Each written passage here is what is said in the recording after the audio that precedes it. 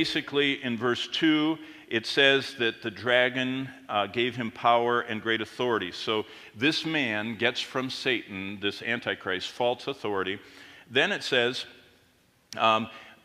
he was mortally wounded in verse 3, and the world marveled at him coming back to life. He has a false resurrection. This is really an Antichrist. Jesus said, all my authority comes from the Father. Satan said to this Antichrist, I give you all my authority. Jesus Christ rose from the dead. And so Satan makes this man look mortally wounded, an assassination attempt. Everyone sees him die. I mean, he's probably shot in the head or something like, Kennedy or Reagan, they tried, and others. And there on TV, he's dead, and then all of a sudden he comes back to life.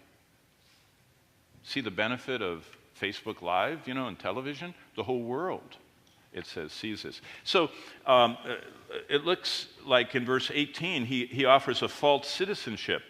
It says, and all who dwell on the earth who worship him, whose names have not been written in the Lamb's Book of Life, slain from the foundation of the world, they take his mark. They become his followers. So he offers people, earth dwellers, earthly citizenship. He'll be their leader because he rose from the dead. He has great authority. Not only that, he has a sidekick, this false prophet. Do you know what it says that the false prophet?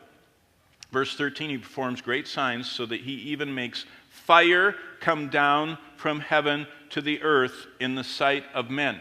Can you imagine? I mean, there'll be crowded cell phones, and the Antichrist will say, oh, follow me, I am the great divine one. Watch this. May fire come down and burn that up. And it does. And it's not the Death Star. It's probably lightning. Can you imagine being able to call down lightning? You say, are you kidding? That's what he does in Job. Satan sends lightning, and it strikes the flocks and burns up the shepherds and the sheep of Job's huge ranch that he had. Satan does the same thing. So Revelation 13 is interesting. Basically, what are we seeing in Revelation 13? We're seeing what Daniel said in Daniel 7:8. This is the ultimate Superman.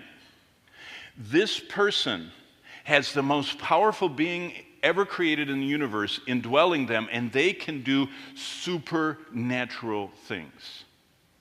He is an incredible, super intelligent person. He is an incredible communicator. If you've studied history, Adolf Hitler was a premonition of what the Antichrist is going to be like. Adolf Hitler stood in Munich and had 50, 60, 80,000 different accounts of brown shirts. Brown shirts were kind of like a club Hitler started. And all the young people, the youth of the country, wore a brown shirt to show they were in the club with him.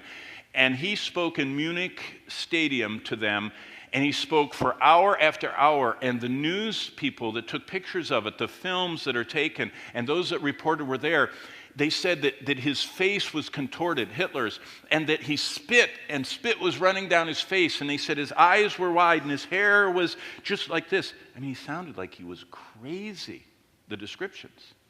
He was. He was being a conduit for Satan. Because at that moment, Satan thought that was his man, his world ruler, that Satan's always wanted to rule over all humanity. Since the Tower of Babel, remember, they were united into one false religion. He's always wanted that.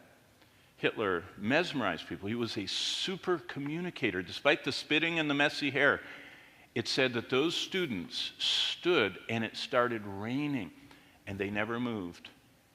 And when he got all done, they all said, the high Hitler thing, we will go to you and follow you to the death.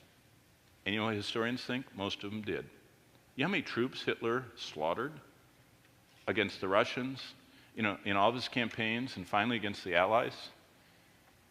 They followed this super amazing communicator.